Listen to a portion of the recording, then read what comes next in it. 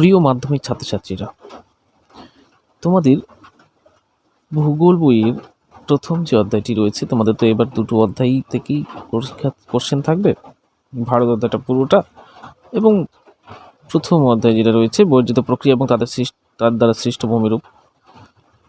আজকে প্রথম অধ্যায়ের রিভিশন ভিডিও নিয়ে চলে এলাম, ইম্পর্টেন্ট শর্ট কোশ্চেন প্রথম অধ্যায় থেকে, এবং সেগুলো সব টেস্ট পেপার বেস কোশ্চেন। এটা উপকৃত হবে। প্রথম অধ্যায় থেকে অনেকগুলো কোশ্চেন অ্যান্সার তোমরা উত্তর করতে পারবে। চলো রিভিশন করে নিই। কোশ্চেনটা হচ্ছে পর্যায়ন বা গ্রেডেশন শব্দটি কে ব্যবহার করেন? উত্তর চেম্বারলেন ও সলিসবেরি। চেম্বারলেন ও সলিসবেরি।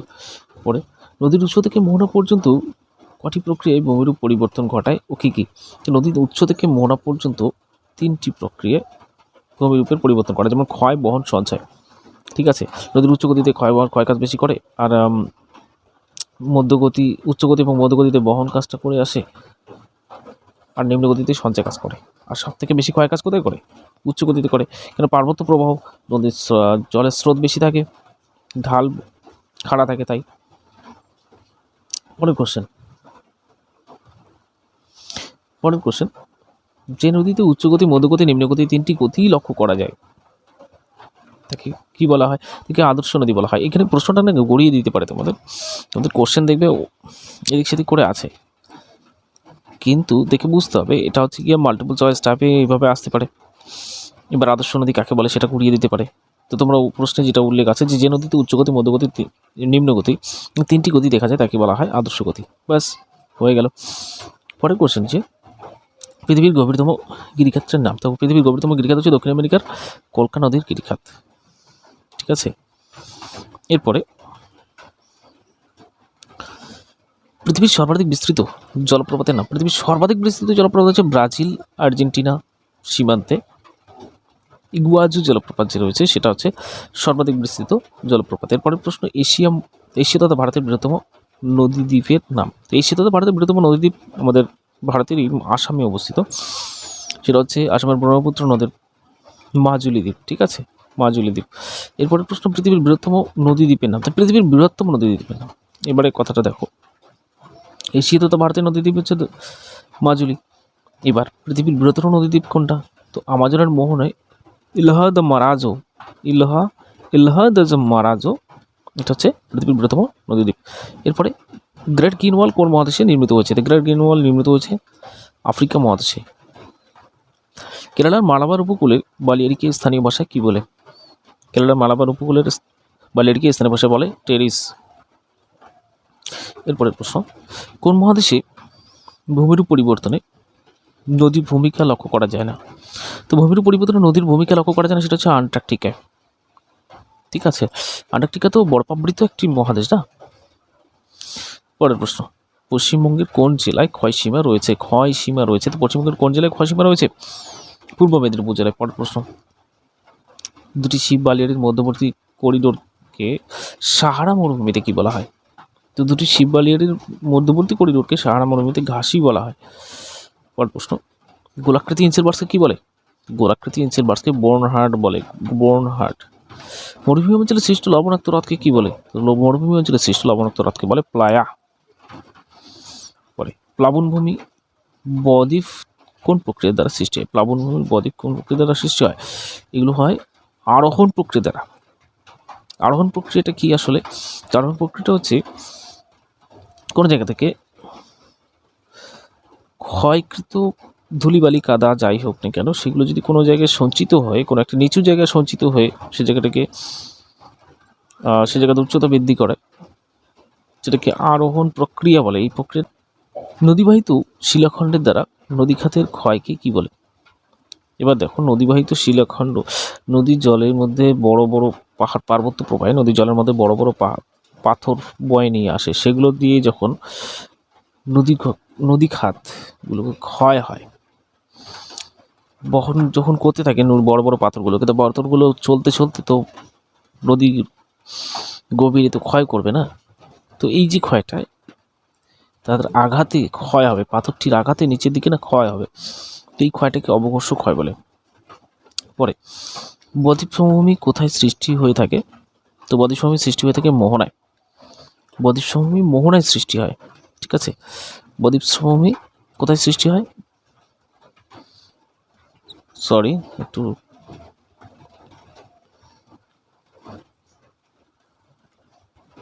তো বদ্বীপ সমভূমি কোথায় সৃষ্টি হয়?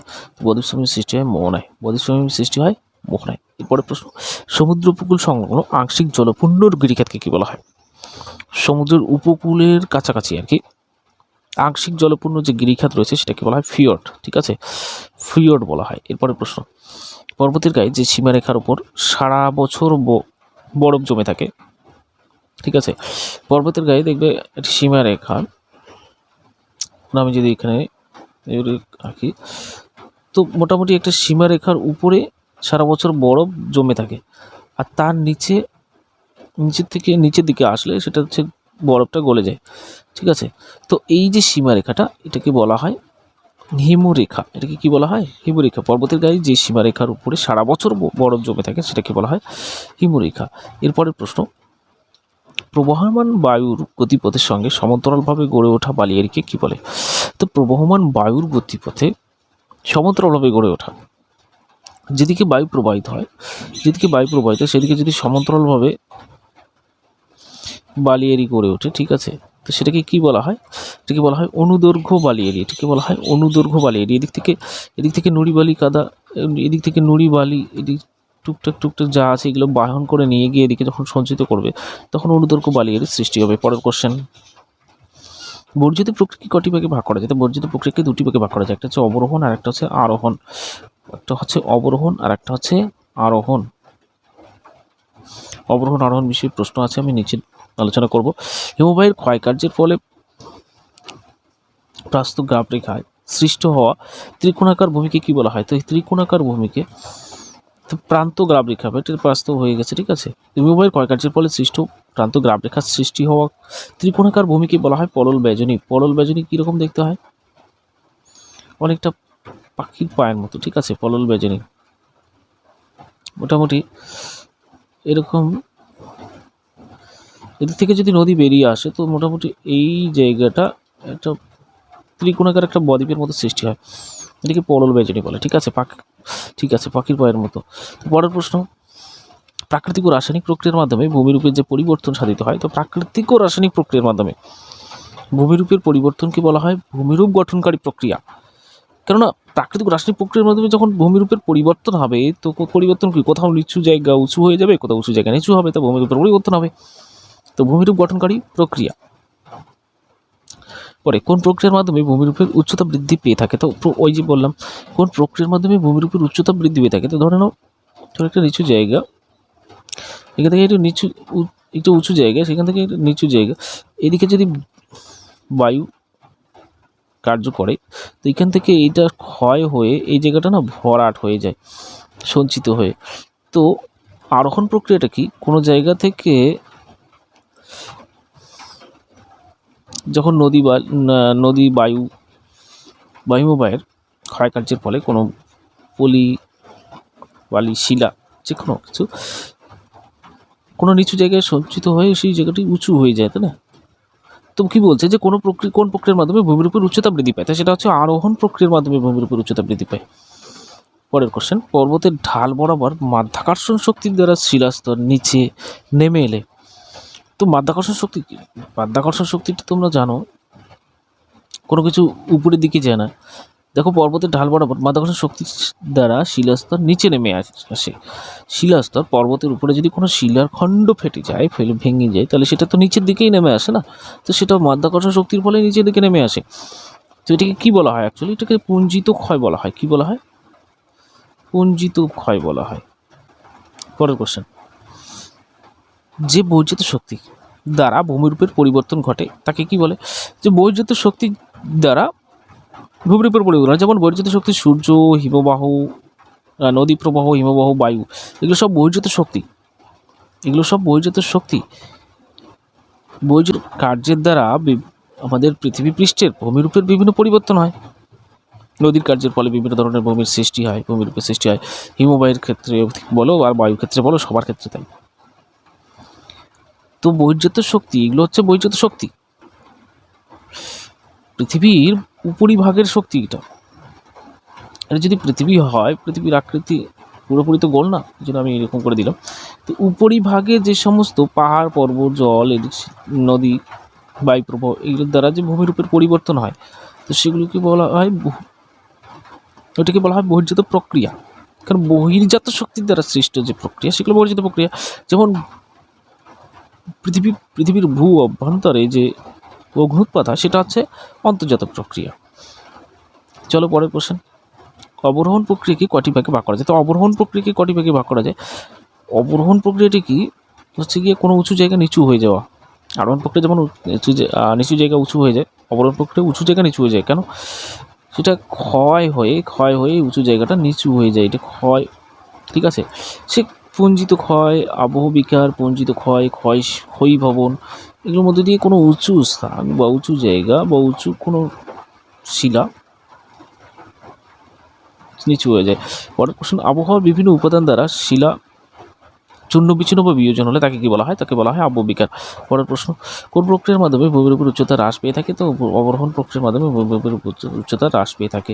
পরের প্রশ্ন, যেসব ছোট নদী কোথাও কোনো মূল নদী বা প্রধান নদীর সাথে মিলিত হয়, তাকে বলা হয় উপনদী। তো মূল নদী বা প্রধান নদীর সাথে মিলিত হওয়া নদীগুলোকে উপনদী বলা হয়। আর যেসব নদী ছোট নদী, বলছে কি যেসব ছোট নদী প্রধান নদী থেকে বেরিয়ে আসে, ঠিক আছে, সেসব ছোট নদী প্রধান নদী থেকে বেরিয়ে এসে তাদেরকে শাখা নদী বলে। কোনো বড় একটা নদী থেকে না শাখা নদী বেরিয়ে গেল, একটা নদী বেরিয়ে গেল ডালের মতো করে, সেটাকে শাখা নদী বলে। পরে পাশাপাশি অবস্থিত নদী অববাহিকাকে যে উচ্চভূমি পৃথক করে, দুটি নদী পাশাপাশি বাহিত দুটি নদীকে যখন যে উচ্চভূমি পৃথক করে, যে এই উচ্চভূমিটাকে বলা হয় জলবিভাজিকা। কি বলা হয়? জলবিভাজিকা।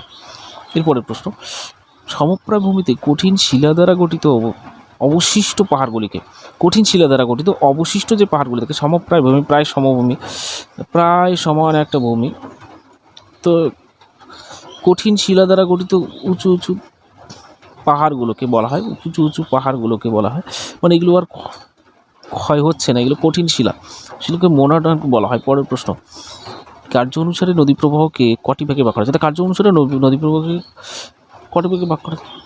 তো কার্য করে নদী কয়ভাবে কার্য করে, সেটাই হচ্ছে কথা। ক্ষয়, বহন, সঞ্চয়। পরের কোশ্চেন, পার্বত্য অঞ্চলে গভীর ও সংকীর্ণ নদী উপত্যকাকে কি বলে? পার্বত্য অঞ্চলে গভীর ও সংকীর্ণ নদী উপত্যকাকে বলা হয় ক্যানিয়ন। পরের প্রশ্ন, পার্বত্য অঞ্চলে নদীর জলের দ্বারা বাহিত নুড়ি, বালি, পাথরের দ্বারা অবঘর্ষণ প্রক্রিয়া নদীকাতের ক্ষুদ্র ক্ষুদ্র যে গোলাকার পর্বত গর্তের সৃষ্টি হয়, সেগুলোকে কী বলা হয়?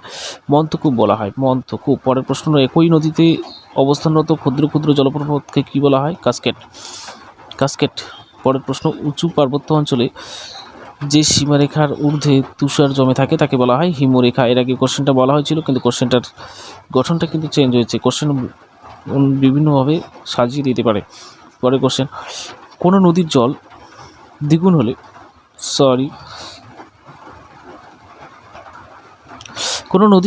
হলে তার জলপ্রবাহ ক্ষমতাও দ্বিগুণ বাড়ে। কিন্তু ওই নদীর গতিবেগ যদি দ্বিগুণ হয়, তাহলে 64 গুণ বহন ক্ষমতা বাড়ে, 64 গুণ, ঠিক আছে।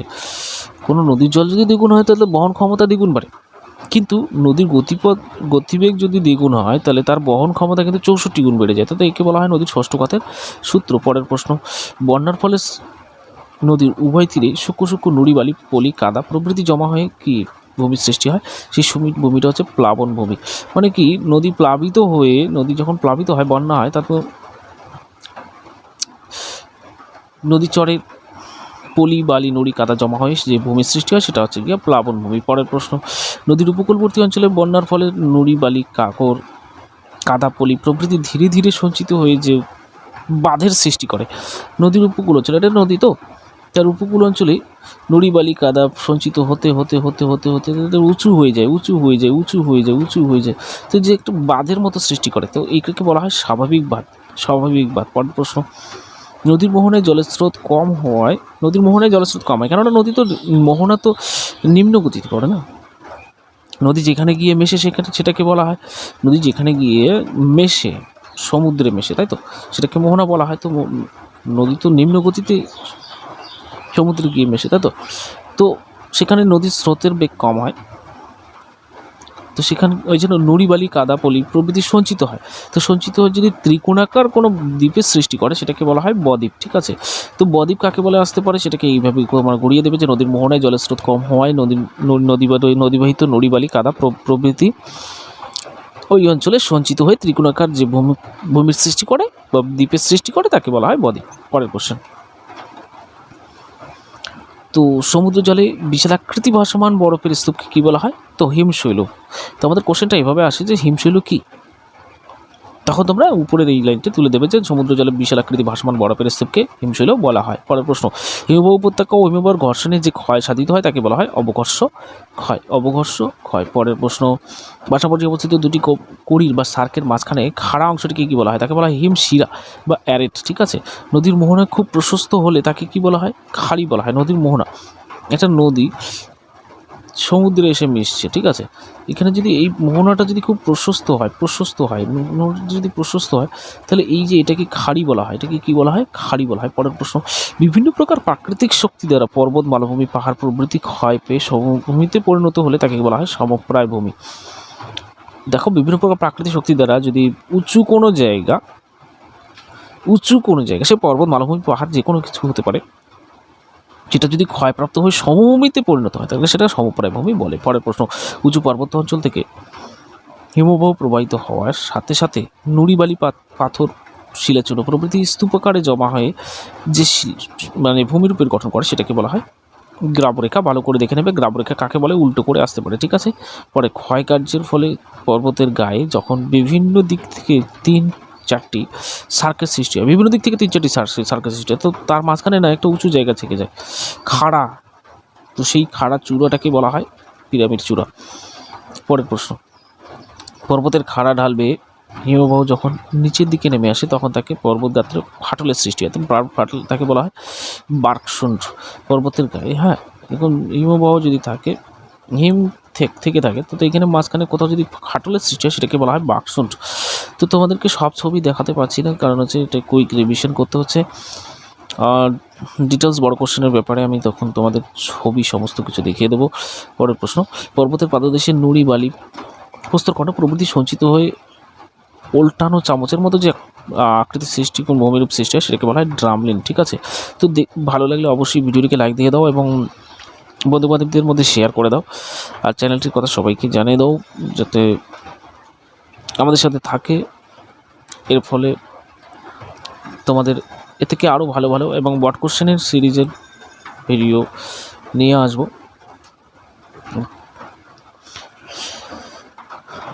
পরের কোশ্চেন, হিমবাহিত নুড়ি বালি কাদা প্রভৃতি জমা হয়ে যে ত্রিকোণাকার দ্বীপের ন্যায় ভূমিরূপ গঠন করে, ত্রিকোণাকার দ্বীপের ন্যায় ভূমিরূপ, সেটাকে কেম বলা হয়? ত্রিকোণাকার দ্বীপের ন্যায় ভূমিরূপ, যেমন ত্রিকোণাকার দ্বীপ তো বদ্বীপও হয়। এবার চলো, বায়ুর গতির সমান্তরালে যেসব বালিয়ারি গঠিত হয় তাকে অনুদৈর্ঘ্য বালিয়ারি বলে, একটু আগে দেখাছিলাম। পরের প্রশ্ন, পৃথিবীর কোথায় লোয়ের সমভূমি লক্ষ্য করা যায়? সেটা হচ্ছে হোয়াংহো নদী অববাহিকায়। পরের প্রশ্ন, বায়ুপ্রবাহের গতিপথের সঙ্গে সমান্তরালভাবে দীর্ঘ ও সংকীর্ণ হয়ে যে বালিয়ারি গড়ে ওঠে তাকে শিব বালিয়ারি বলে। পরের প্রশ্ন, মরু অঞ্চলে বায়ুপ্রবাহের গতিপথের সঙ্গে তির্যক বা আড়াআড়িভাবে যে অর্ধচন্দ্রাকার বালিয়ারি গড়ে ওঠে, তির্যক বা অর্ধচন্দ্রাকার বালিয়ারি গড়ে ওঠে, ঠিক আছে, এই পথে যদি বায়ু প্রবাহিত হয় তো এইখান থেকে নুড়ি বালি কাদা বালি অপসারিত হয়ে সঞ্চিত হয়ে যদি অর্ধচন্দ্রাকার বালিয়ারির সৃষ্টি করে সেটাকে বলা হয় বারখান। কি বলে এটাকে? বারখান। ঠিক আছে, পরের প্রশ্ন, মরু অঞ্চলে বায়ু ও জলধারার মিলিত কার্যের ফলে সৃষ্ট ভূমিরূপ পেডিমেন্ট। ঠিক আছে, পেডিমেন্ট। পরের কোশ্চেন, মরু অঞ্চলে পর্বতের পাদদেশে পেডিমেন্টের নিচে অবনমিত অঞ্চলে নুড়ি বালি কাকর প্রভৃতি সঞ্চিত হয়ে যে ভূমিরূপ গঠন করে তাকে বলা হয় বাজাদা। কোশ্চেনটা ভালো করে দেখে নেবে, রিপিট করে। পরের প্রশ্ন, মরুভূমির অবনমিত অঞ্চলে সাময়িক বৃষ্টিপাতের ফলে জল জমা হয়ে যে লবণাক্ত হ্রদের সৃষ্টি করে। মরুভূমি অবনমিত অঞ্চল বলতে বোঝো, অবনমিত অঞ্চল বলতে নিচু জায়গা, নিচু অঞ্চল। তো মরুভূমির অবনমিত অঞ্চল, এই যে নিচু অঞ্চল, এখানে যদি সাময়িক কোনো বৃষ্টিপাতের ফলে জল জমে যায়, জল জমে যদি কোনো হ্রদের সৃষ্টি করে তাকে প্লায়া হ্রদ বলে। ঠিক আছে, পরের প্রশ্ন, লবণাক্ত হ্রদ যেটাকে প্লায়া হ্রদ বলে। মরুভূমি অঞ্চল অঞ্চলে সাময়িক বৃষ্টিপাতের ফলে সেটাকে যে বলছে কি মরুভূমি অঞ্চলে সাময়িক বৃষ্টিপাতের দ্বারা যে নদী খাতের সৃষ্টি হয়, ওটা হচ্ছে হ্রদ আর এটা হচ্ছে নদী খাত।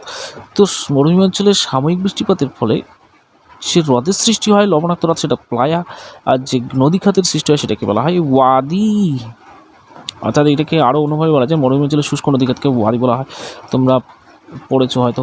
পরের কোশ্চেন, অতি সূক্ষ্ম বালুকণা মাটির কণা বায়ুর দ্বারা পরিবাহিত হয়ে কোনো নিচু স্থানে জমা হলে তাকে লোয়েস্ট সমভূমি বলে। পরের কোশ্চেন, মরুভূমিতে বিশাল অঞ্চল জুড়ে দীর্ঘদিন ধরে বায়ুর দ্বারা বালি অপসারিত হলে সেই অঞ্চল ক্রমশ নিচু হয়ে ভূগর্ভের জলস্তর পর্যন্ত পৌঁছায়। এরূপ অবস্থাকে বলা হয় কি?